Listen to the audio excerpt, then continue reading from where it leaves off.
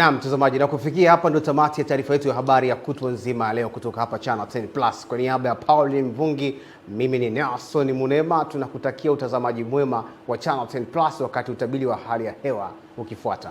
Bye bye.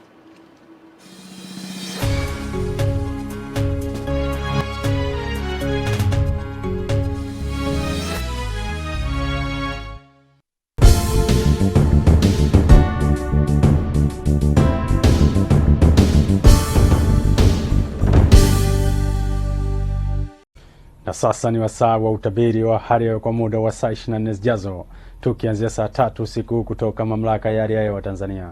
Karibu. Usiku wa leo ni matarajio yetu kuwa mikoa inayozunguka Ziwa Victoria, Kigoma, Tabora, Katavi, nyanda za juu kusini magharibi, kusini mwa mkoa wa Morogoro pamoja na Ruvuma, mikoa inatarajiwa kuwa na hali ya mawingu kiasi, mvua na ngurumo katika maeneo machache. Singida pamoja na Dodoma, mikoa inatarajiwa kuwa na hali ya mawingu kiasi, mvua katika maeneo machache. Maeneo mengine yaliyosalia hapa nchini yanatarajiwa kuwa na hali ya mawingu kiasi na makavu kwa ujumla. Na kwa siku ya kesho ni matarajio yetu kuwa maeneo ya nyanda za juu kusini magharibi, kusini mwa mkoa wa Morogoro pamoja na Ruvuma, mikoa inatarajiwa kuwa na hali ya mawingu, mvua na ngurumo katika maeneo machache na vipindi vifupi vya jua.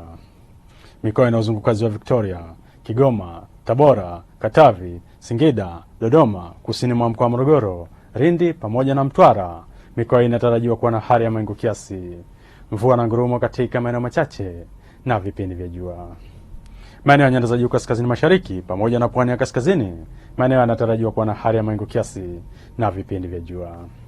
Kiwango cha juu kabisa cha joto la juu kinatarajiwa kufikia nyuzi joto 35 katika mkoa wa Kilimanjaro ukilinganisha na maeneo mengine hapa nchini.